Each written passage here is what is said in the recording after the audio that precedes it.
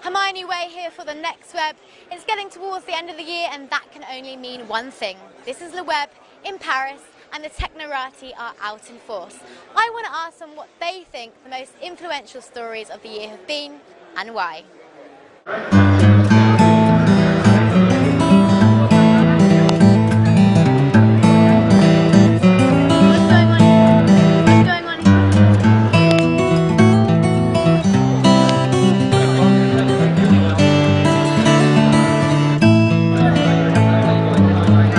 It's not 100% technology related, but WikiLeaks, I think, has rocked the world. It's rocked the diplomatic world, it's rocked the political world, and it's rocked the tech world. And the implications of what happens when an open website, information that's out there, is sort of universally shut down by all governments. So we'll see. I hope that the web views censorship as a bug and routes around it. So it'll be interesting, the technical things. What are your personal views? Are you pro WikiLeaks, or do you think that the government needs some sort of level of privacy to do its job? Independent of the content of the leaks and everything like that, I think that once information is out there, I mean, a free press, a truly free press, and I consider WikiLeaks part of the press, is, you know, the foundation of a free society, of a democracy. And so we should treat WikiLeaks just like we treat the New York Times and, you know, the Guardian. And if we're going to talk about shutting WikiLeaks down, you know, that is a very slippery slope to shutting New York Times down. Ooh, that's an interesting one. Until the Microsoft Kinect came out, I would have probably said the iPad. And right now, I would still say probably the iPad, but I think history will judge the Microsoft Kinect as a more important product.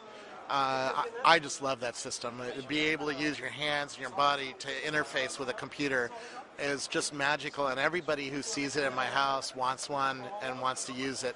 So that'll be a long-term story to see what Microsoft does with that. Does it grow out of just being a game system to being a control system for the home?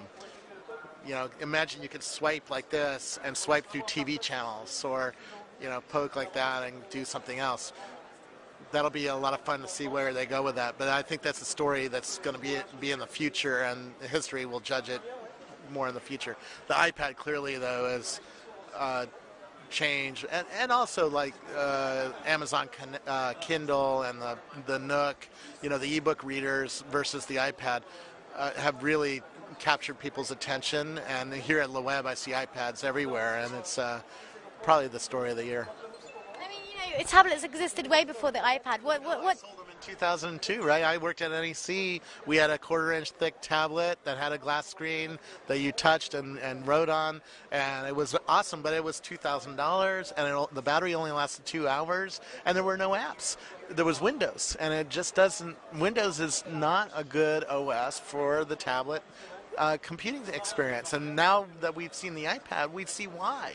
The iPod has no camera, no printing, no multitasking. Well, it has multitasking now, and it doesn't run Windows. It doesn't run Office, right?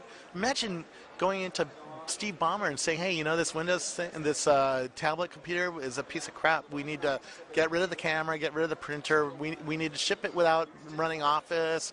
He would have thrown you out of his office faster than you could. He wouldn't even let you get to the fourth no, right? and so Steve Jobs does it and shows everybody what a great user experience looks like, and he changed the world. It's a great user experience, but it's almost a dumbing down of the technology.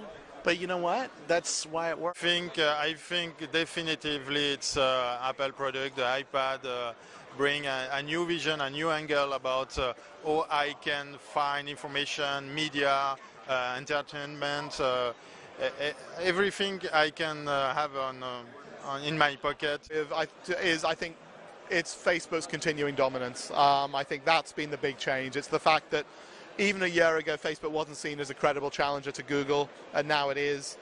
So I think the social web as CRM is the other thing I find very exciting. I used to say this back in 2000, that real CRM is what my friends want.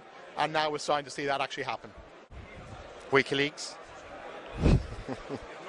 And for me, what is really interesting and I'm quite afraid about this is the government's reaction and how hard it is to have this type of content and activity still open and to have the content circulation. Content circulation is a fantastic name for people like us, but as soon as you enter a subject that is really touchy, then you realize that it's absolutely difficult to have this content circulation free. I think WikiLeaks is interesting because it changed the rules of the power on the earth, and it's interesting. So it's power from the people up. Yeah, sort. What is it going to mean? Is it going to change the way governments run, or change the democracy, structure of democracy? What do you think? The internet is created by U.S. Army 15 years ago and 50 years ago, and today it's like wave back. Sorry, and it's interesting in the philosophy of the internet.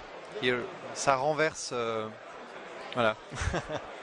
Actually, WikiLeaks for sure is something that's really changing the way of international diplomacy and politics, but not only how the stories came to life, but also how the big companies and governments are reacting to this kind of new way of transformation, the information, and to make people know what's going on in the secret diplomacy atmosphere. It would be WikiLeaks. The Julian Assange being captured and the release of the cables.